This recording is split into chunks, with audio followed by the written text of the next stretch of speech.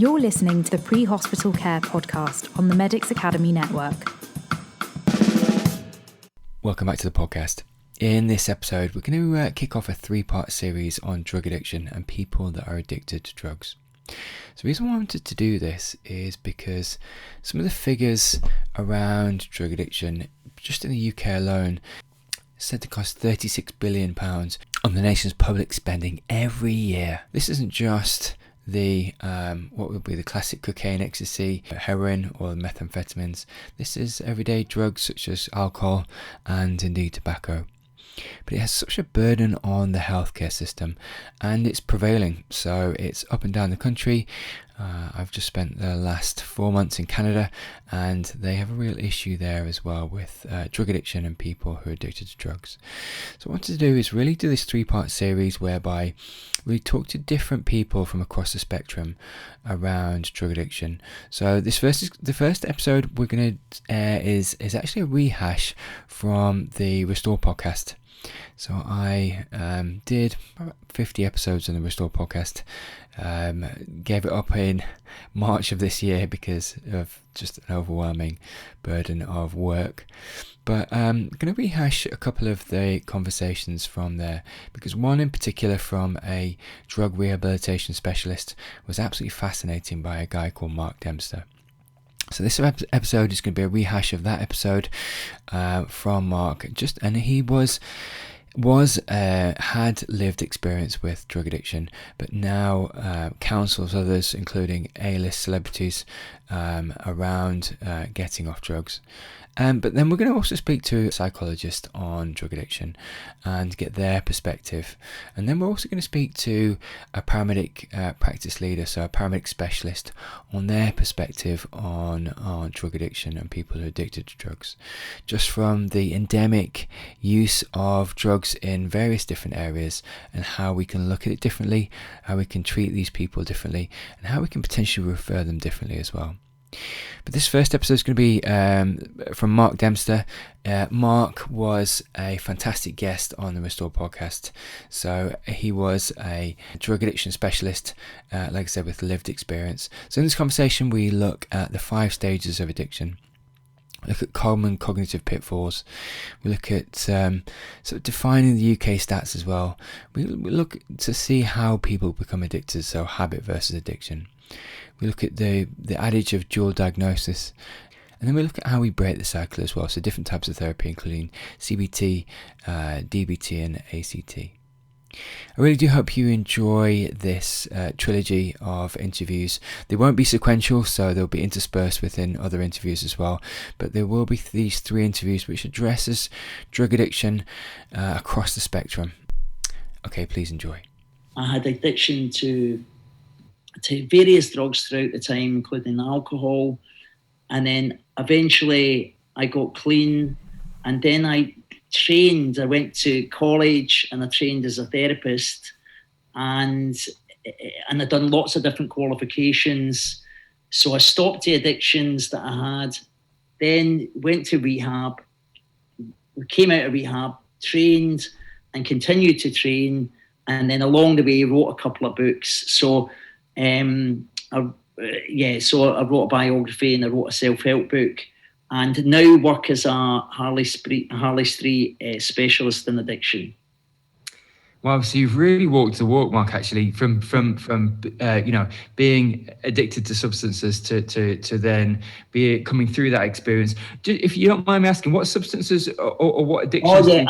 Everything really. Right. Okay. So no, I've got no problem at all talking about it. I started, like, sort of, as they always say, a sort of gateway drug, cannabis. I started with cannabis when I was quite young, when I was 15, and then I took everything, basically hallucinogenics. So I started like cannabis, and then I went through, it was like textbook progression really through all the different drugs really, until I got to heroin, crack, but there wasn't really crack at the time, it was freebase, but cocaine, and then to heroin, and then became sort of chronically dependent, physically dependent and psychologically dependent on heroin and cocaine, and alcohol as well. So alcohol all the way through, and of course I was addicted to nicotine as well, but So, I mean, really everything. I was like a dustbin, really. When I think back in like I work with a lot of clients that are quite, they're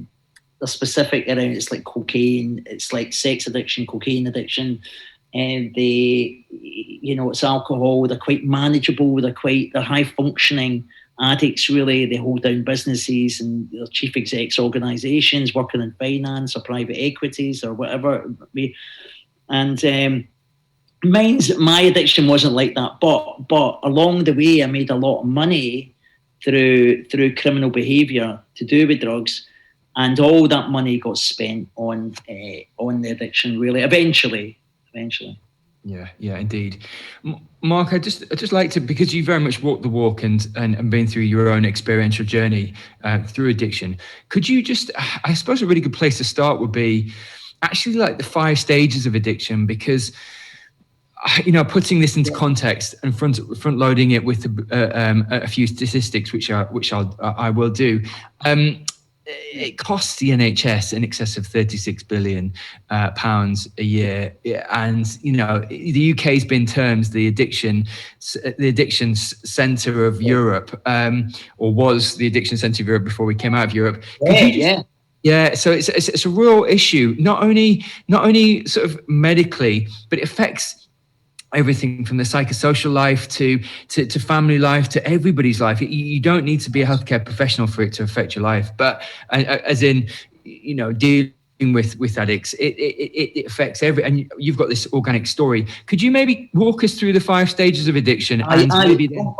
Okay. So we start off with, of course, here's the stages. It's experimentation, and then regular use, then risky use, and then dependence, and then addiction, right? But and what you just said there about the whole the cost to the NHS is, and we don't even really see we see the financial costs, but we don't see the psychological costs. We don't see the breakdowns in family units, criminal justice. They used to say here, 5% of the crime is committed by 95% of the population. So we know, and if you look at legal aid fees, you look at how much it costs to keep people in prisons. Then we look at the workforce, and we look at days off as a result of addiction. We also look at decisions that are made when people are under the influence, especially in finance. There's a school of thought that think that the whole financial crisis, a lot of that was driven by cocaine and just cognitive impairments, really, when they're making decisions on large funds. And so right, this is how it starts. It starts for most people that I know that have got addictions is they get introduced. There's usually a perfect storm for addiction as well. There's usually, for people that have addictive personalities, there's usually early exposure to drugs or alcohol. So there's some stats around, if you drink alcohol by the time you're 14, you're 6 times more likely to develop a problem than you would if you waited till you're 21. So, because the brain obviously is forming, it doesn't stop really developing until 24 or 25, they say, but certainly to 20 years. So if you get a young person who's like 14, 15, coupled with adverse childhood circumstances, so if they've got any trauma, any neglect, abandonment, family, mother or father, that's another massive factor. If you've got a mother or father that's got an addictive personality or an active addict, that's something like 3 or 4 times more likely to develop addictions than you would if you had a healthy family. So if you've got early exposure, peer pressure, coupled with adversity, and you've got sort of the perfect storm. So most people start off, they experiment. That's what I done. Started off, my friends were all smoking weed in the school that I was in. A bit of a crazy school, it was in Glasgow. It was rough. It was a rough school. A lot of social deprivation amongst all the pupils there, really. Well, not all the pupils, but a percentage. Then I've got a curiosity about drugs. I start taking an interest. I start to experiment. I don't know that I've got any predisposing factors, right? So they say 50% of, 50%, they've done these things called the twin studies, and they could see that children of alcoholics or addicts are 50% more likely to be, there's a 50% chance that they're going to be addicts as well, or alcoholics. And so I start to experiment. I start to then use, I say to myself, oh, this is great. I really enjoy the buzz. I'm getting the dopamine, the neurotransmitter is, I'm getting flooded in the brain. I don't realise time as a young child really that I've got a dopamine deficit as a result of the trauma that I had from childhood. So I take to it like a duck to water, and then it's regular use. Then, of course, it goes into, you cross the line, right? You start to say, so at the beginning I'm saying, okay, I'm just smoking weed. I'm only going to smoke at the weekend. I'm never going to take hallucinogenics. I'm never going to take LSD. I would never take heroin. But all of that changes through time because I rationalise. I've got a part of me, it's like a subpersonality that starts to give me information that's incorrect and says, oh, it's not, it rationalizes and justifies why I could do other drugs. And then before I know it, I'm in the risky use and the risky behavior. And then I start to take a drug like heroin where there's a physical dependency. You get a physical dependency. But equally, it could be cocaine, and I could develop a psychological dependency. Now, as you know, in London, and as you talked about, the capital of drug use in the whole of Europe is cocaine has become so normalised within the UK in the last 10 to 15 years, and the availability, and there's a lot of reasons why that is the case. But so then I'm in dependency, and then before I know it, I'm in full-blown addiction. Now, that trajectory, that sort of 5 stages, that could happen. For me, that took, say, maybe 5 or 6 years to get to the addiction stage, the end stage. But I know people that jumped, a lot of people who jumped from experimentation straight really into addiction. And I used to witness in council estates in Glasgow, a lot of social deprivation, kids that were like pre-puberty, like 14, 15 years old, they'd go straight into it and they'd start shooting up heroin, right? So there was no honeymoon period. There was no, it was like straight from, now, some of them young lads and girls would be like, they would have trauma, they would have, say, from neglect. And what drove some of that wanting to numb so quickly and that lack of care for self was the childhood adversity. So, yeah.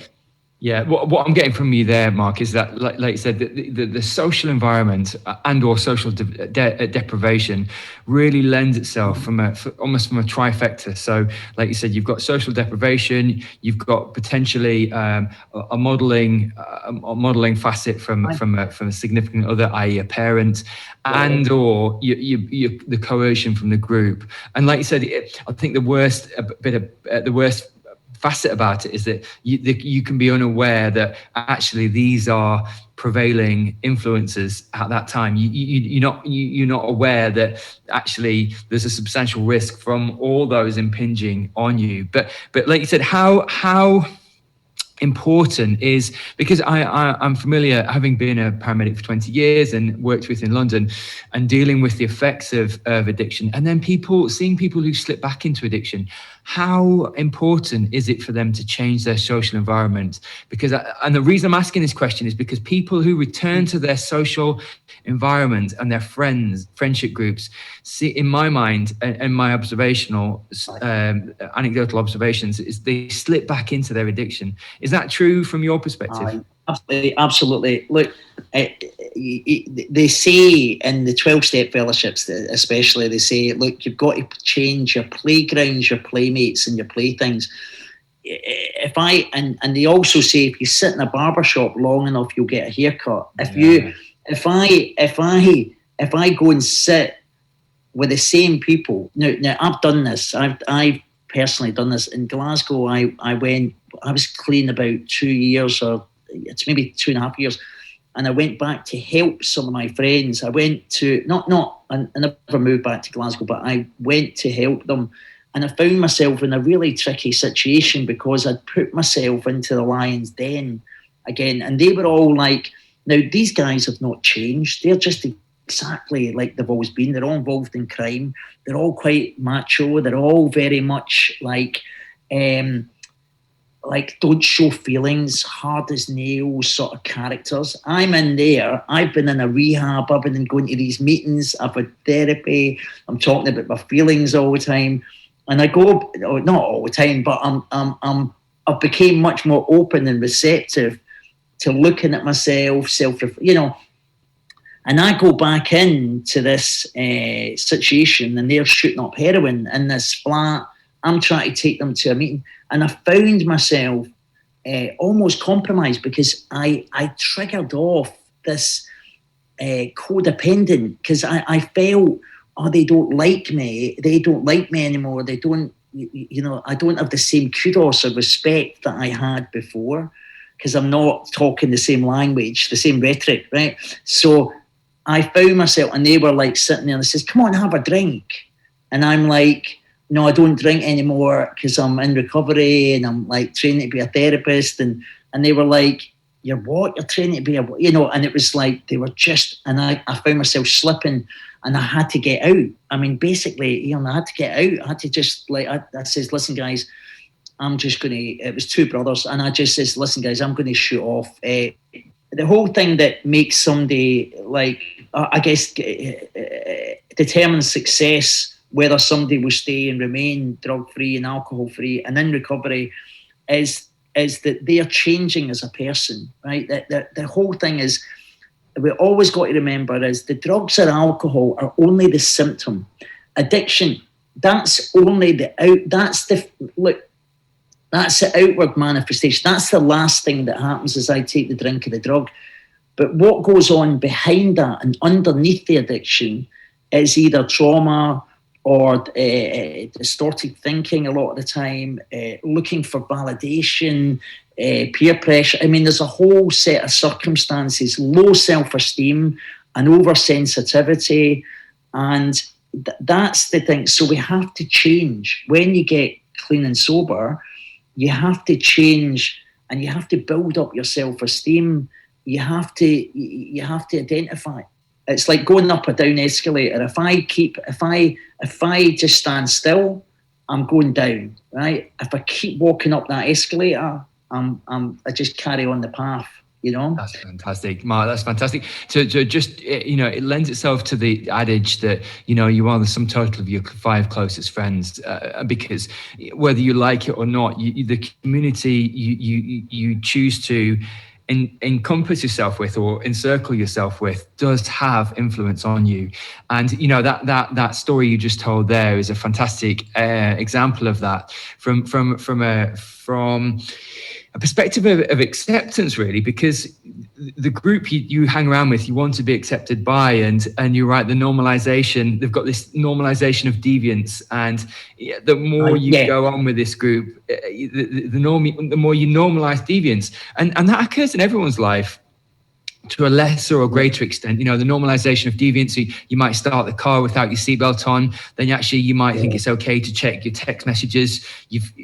Every so often you just don't wear your seatbelt, and then you start checking your text messages more whilst you're driving. And all the while you're on a spectrum and a journey of normalizing deviant behavior. And that's a micro example. And then you shift that to drugs, and then you're right. I'm just going to do this. I'll actually just do this. My friends are doing this, and you're normalizing deviance until it gets, like you said, to a place where there's no return, and you're right. The dependence hits before you even conscious of your dependence. Oh, completely right. And what's interesting, like Tolstoy talked about this, and it becomes. it becomes, when you're in the drug world, and look, and I know it's just about the whole crime. Before I knew, crime and drug use.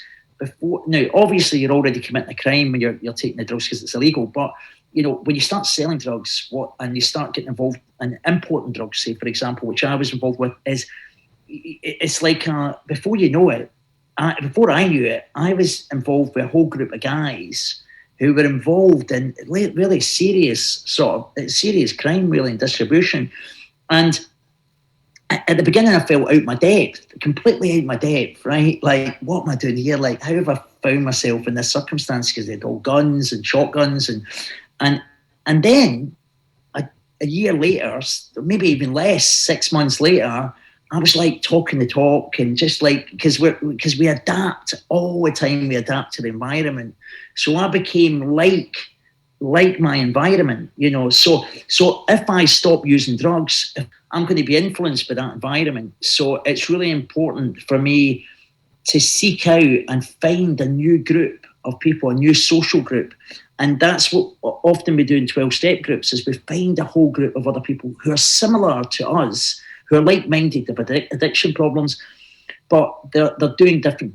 Now, also there's this thing too, is you can channel the addictive energy into a positive thing. Look, I've got famous friends. I've got friends with Russell Brand. I've got friends with Davina McCall, Boy George, Eric Clapton, all those guys I know, right? Now, the thing is, they've just channeled that energy into something productive. They've channeled it into music or acting or comedy or whatever it is. So when you get clean and sober, you can channel it to, if you have goals, you set goals and you try and achieve those goals. So that tenacity and resilience, because there's transferable skills that, like when you're an addict, you've got to get up every day and get money. If you've got a heroin, you've got to think of ways to get the money every day. So there is a skill within that. There's a tenacity and resilience to go to any lengths to get that drug. Now, I know it's deviant and I know it's criminal and I know but, if you can imagine, if you channeled that same type of energy and that sort of diligence and tenacity into a business enterprise, you'd be successful. Yeah, indeed, absolutely, and that's a fantastic way to sort of pivot and shift the focus and mindset. Mark, actually, Mark, we've articulated the problem, and we've also talked about the 5-step journey. Could we just look at a few sort of treatment modalities for people? Is that okay? So you talked about this 12-step model, and could you just unpack that for... Okay. 12-step model started, just really briefly, in 1953, Narcotics Anonymous was formed. 1935, Alcoholics was formed. Now, basically, the whole... historically, it was set up, 12 steps came from really temperance movements in the beginning. However, it's not like that now. Later on, much later, there's a lot of atheists, agnostics go to 12-step meetings.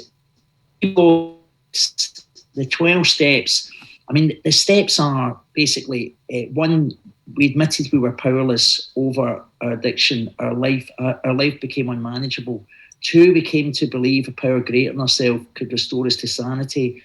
3, we made the decision to turn our will and our life over to God as we understood it. Now, God, for the atheists and agnostics, they make an acronym and they say good orderly direction. So they take out the existential concept, and they say good orderly direction or group of drunks, so they just changed the word. 4, we made a search. Step 4, we made a searching and fearless moral inventory of ourselves. 5, we admitted to God to ourselves, being the exact wrongs. 6, we were entirely ready to have these defects of character removed. 7, we humbly asked God to remove these shortcomings. 8, we made a list of all people we'd harmed and became willing to make amends to them. 9, we made direct amends to such people wherever possible, except when to do so would injure them or others. 10, We continued to take personal inventory and promptly admitted it when we were wrong. 11, we sought through prayer and meditation to improve our conscious contact with God as we understood Him. And 12, having had a spiritual awakening as a result of these steps, we tried to carry this message to addicts and to practice these principles in all our affairs. Now, the 12 steps are maybe less so than in America. Most residential rehabs in America use the 12 steps. 85% of rehabs in America use the 12 steps as the core sort of philosophy. Obviously, they do use cognitive behavioural therapy as well. Sometimes DBT, sometimes ACT, as we might talk about as well. But so they'll use other bits and pieces or different components of different therapies.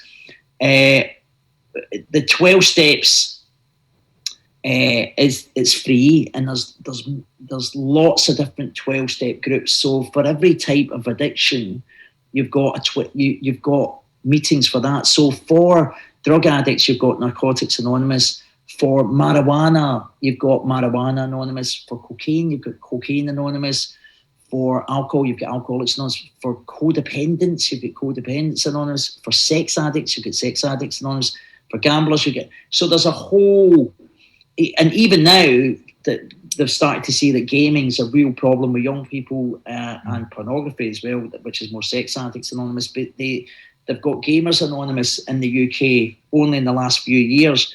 So it's a really good model. It works for a group of people. I'm not saying it works for everybody, but it's a good model and it's free, and you create a support network. And now, because of the Zoom, everything's went online. So the Zoom meetings 24 hours a day. One of my observations, Mark, and I just wonder if you could speak to this, is that in these groups, AA, NA, and others, what they celebrate successes. So if you say, you know, you've been clean for a week or a couple of days or however small the success, it's celebrated in the group, but also there's transparency, modeled transparency. So other people will be really honest, and then that breeds honesty. Honesty breeds honesty, but also they celebrate your successes, and that seems to be, when I've observed it, a powerful effect, because there's you almost want that affirmation of success to be celebrated in the group, and that's motivation in and of itself to stay clean or be clean, that you can report good news to the group. Is that something that makes sense to you? Yeah, completely. They celebrate sobriety time, and they say, you know, like every year. Look, I'm now 24 years, 2 months. So every year on the 4th of December, I go on and I say, okay, it's my birthday. It's like, it's recognised as your birthday, like, and say, oh, it's my birthday. I'm 24 years or 23 years, whatever it is. And everybody sort of cheers. And then, you know, now, there is a downside to this, right, as well. If you don't, Stacey, but you know, it's they call it the abstinence violation effect. So when somebody breaks their abstinence, so say they're 20 years clean, and then they relapse, the shame that they feel. Now, not necessarily, no one in the group, right, would go, oh, like, you know, so why are you so stupid? That would never happen, right? But the person themselves really feels their own shame because they broke the continuity of abstinence, you know. So, but there is, and look, there's no doubt about it. See, I go to meetings, and I go to meetings in London, and I'm really fortunate. There's a great diversity in meetings in London. You've got, you know, it's like, and there's meetings for everybody. There's meetings. There's lesbian, gay meetings. There's transgender meetings. There's atheist meetings. There's you know, ethnic. There's just lots of different single sex, male, female. There's meetings with particular topics. So the whole thing is about feeling not isolated anymore, being part of a community, getting a sponsor, working these steps, And by working the steps, so what you're trying to do is you're writing a list of the people you've harmed, and you're trying to repair the relationships with family, with friends. So if I stole somebody's video, I recorded, or I've done something, and if it's safe for me to do so, and I'm not going to harm them, I would go and I'd say, look, I'm really sorry. I remember I done this. I want to pay for the video. I want to pay some extra money as well, So the whole idea is to free you from the shame, but also to rectify those relationships. And a big part of it, obviously, is the sort of is the self-examination and looking at what is underneath. Why do I act addictively? What is it I'm running away? Why is it so uncomfortable being me? What is it at the core that's going on that I feel that I've got to numb all the time? I've got to distract myself. Mark, that's fantastic, and it gives me a real insight into not only the mindset but the fruition of rehabilitation, really. So just for listeners, can we just quickly visit some of the therapies such as CBT, DBT, right. ACT? So cognitive behavioural therapy, how does it seek to address addiction? Cognitive behavioural therapy is like our thinking determines how we feel, and therefore then that can determine how we're going to behave, right? So if we've got cognitive distortions, right, and cognitive distortions are like things like black and white thinking, or jumping to conclusions, where we jump to conclusions about something, but we don't know the evidence. We've already made up our mind before the conversation's even finished that this person wants to leave me, or they wanted to hurt me somehow. There's other cognitive, like catastrophizing or filtering. They call this other thing called filtering, where we just only look at the negatives, or overgeneralization. So there's a whole set of ways that we can react, which will then create certain feelings in us that then create certain behaviours. So they look to address that and change some of those things. But then what they try and do with CBT is you learn how to delay and distract and respond to cravings. So when you're, they do this a lot when we're in rehab. They used to say, look, you're craving for the drink or the drug now, but the craving will only last a couple of minutes. So imagine, so they'll use sort of visual tools like, imagine it's like a wave. So the craving's the wave, but the wave's going to crash on the beach. So it'll get bigger and bigger, and then it'll crash. So just hold on for the next 10 minutes. Hold on for it. Just don't use for the next hour. You're not going to use. Now, what happens long term with that is 24 years later, you've still not used. It's like, so you're delaying gratification. And then they'll teach you stuff like identifying dysfunctional ways of thinking, developing and practicing how to be assertive. How do you deal with when you've got to go back into social groups and you don't drink anymore, and you're assertive around that and asking for water, a sort of language you use as well. And then they'll do stuff like how to face problems, how to deal with life, situations. Because a lot of like, we've got in the UK also, we've got a very binge drinking culture, right? With alcohol, people use it to alleviate stress all the time here. And, what would be a much better mechanism is if we've got any problems or stressful situations, we deal with that anxiety or fear and get solution focused around it and go, okay, look, I've got this going on. I want to reach for the drink to take away these feelings. But really what I should do is I should focus on resolving the problem or certainly writing about the problem so that I can see it from a different perspective. So they use tools like that, utilising healthy support systems, making lifestyle changes, using exercise. So CBT really works at on a number of different levels. It's a really useful tool to dealing with the irrationality that underlies addiction. Indeed. So, Mark, could you speak to just a few of the other therapies, if indeed you use them, if you advocate for them? So, would you use dialectical behaviour therapy? DBT is great as well, right? Because DBT, look, I'll tell you what is funny about all these therapies. CBT, DBT and act. They're all similar in some respects, right? It's just different language. But however, what I like about DBT is it uses influence. Now, DBT was used a lot for eating disorders and borderline personality disorder.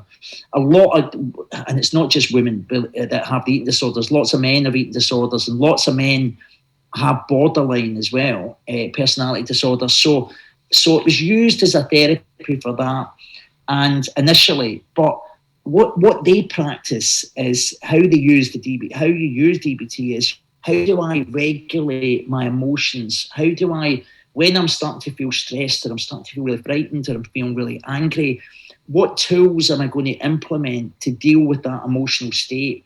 And how do I sort of bring myself down if I'm really adrenalized? So a big part of it's on emotional regulation. A big part's also on mindfulness practice, like right here in the now, there's nothing to worry about. You know, lots of our fears, I mean, we're either in regret about the past or we're in fear about the future, right? But right this second, I mean, I could sit here right now and think, oh, you know, I probably got cancer, or I'm going to get cancer, but none of that's real, right? It's the Buddhists would say this all the time, isn't it? Like the only thing that is real is right this second. Our conversation right now, that's the only reality that is. So they use mindfulness, they use interpersonal effectiveness, so how to deal with people and relationships and family and friends, and how to create good communications with them, which is really important. It's a skill that we need, right? And especially when you come from addiction, right? A lot of the relationships are just so broken, tarnished. And the last one is called the stress tolerance. So how do we deal with the stressful situations? That goes in with, I guess, the first one, emotional regulation. But the stress tolerance is really important. It's a bit like stoicism, really, in a way. The old Stoics used to say, no matter how much pain, no matter how much emotional pain you feel, it's not going to kill you. If it was physically going to kill you, you would already be dead. So that means that you can deal with more pain. You know, like the Marcus Aurelius and Seneca and all that, they used to take on board like Socrates and Aristotle and Plato. And so some of that stuff, the Stoic stuff is brilliant as a tool also for addiction.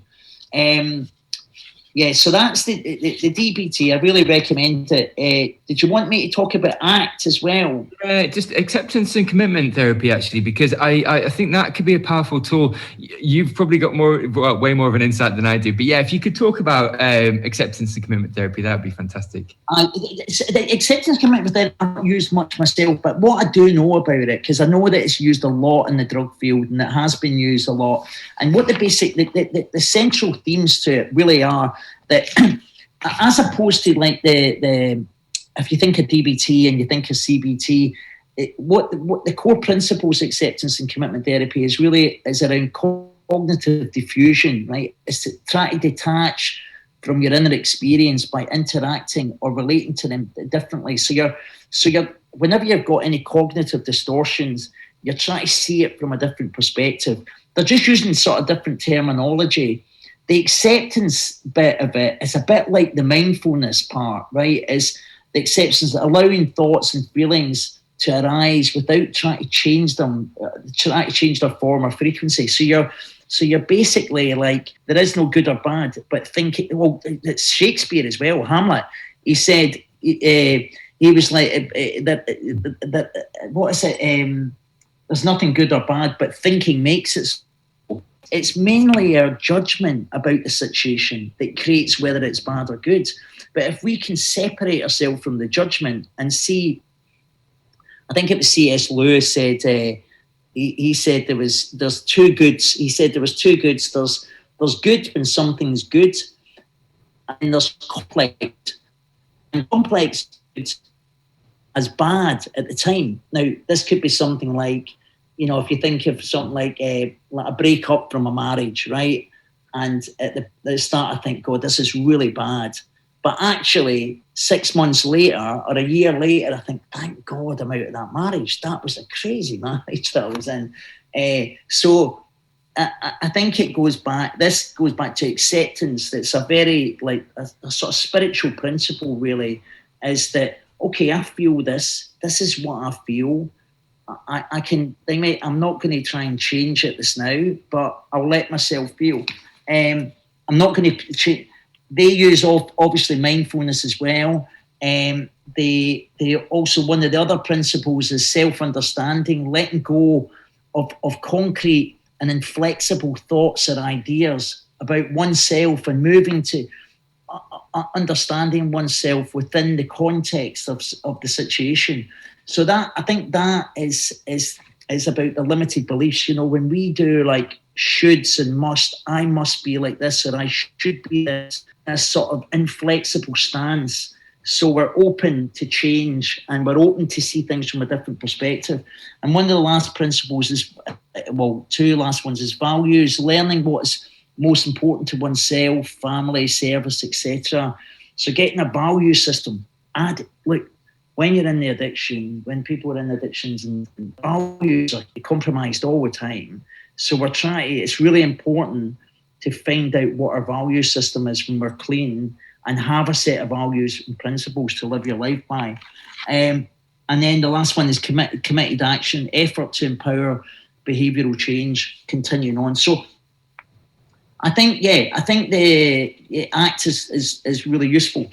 So, Mark, just to come in to land on the conversation, just mindful of time, could you just speak to this? So in the podcast, there's a real theme around self-care. And it seems, you know, that not only do we need to carry through these principles when we're at work, but very much when we're not at work. Could you just speak to the adage of self-care and the adage of consistency? Because everything you've spoken about, Mark, over the past hour is not for just here and now, is not for listening, it's for future iterations of yourself. And like you said, it's through the modulation of feeling, because one of the most powerful things I've learned, Mark, in my 41 years is you're not how you feel. You are not how you feel. Feelings are markers, and you should pay attention to feeling, but it's not, you shouldn't identify with feeling and as the sum total of who you are. Because feelings will be up and down and here and there, and actually the mindful practitioner or the mindful person can transcend feelings and can apply a consistency of thought and principle beyond and despite feeling. Could you kind of sort of just speak to that as a final question? I think definitely. Look, the self-care thing is a massive part of the recovery process. And now, forget even just about addiction. I mean, generally, right, widespread society. What you said was really absolutely true here. Our feelings about our feelings, because look, I always go back to it. Look, our thoughts aren't facts, right? We have tens of thousands, we have hundreds of thousands of thoughts a day. Our feelings aren't truths. Our feelings are continually changing. They're like clouds in the sky. I can feel like I'm on this conversation now. I can feel quite passionate and elated. 2 minutes from now, I can feel quite, I've got to go. I can feel down. You know, so we can't get too attached to our thoughts or feelings, because we are continually changing as human beings. Like, we're developing, or our sense of self and who we are is changing all the time as well, right? Depending on a number of different factors, environmental, people, situations, right? Self-care, right? Look, I send a message to myself. How I live my life is I'm disciplined, right? I get up in the morning, right? So I do a set of routines every day that give a clear indication to me that I care about me as a person, right? So I'll go and I'll go for a run. I'll do some exercise. I'll have a coach. You know, there's certain things that I do that I don't want to do, right? I never really want to do any of this, because there's another part of me that's quite lazy and undisciplined and doesn't want to feel any uncomfortability. So I'm very aware there's a part that just wants to eat pizza and just sit in front of Netflix and not do any exercise, not engage with people, isolate. Now, what I do know, mental health wise, right?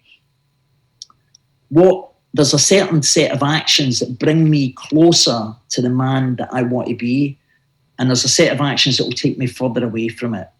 And so if I want to be a man of integrity and character, look, this goes back to Socrates. Look, Socrates, they killed Socrates because he stood up. His value system was such that at the time, they were saying, look, this is the way it is, and you can't be saying this stuff because this is really hypocritical with what we believe.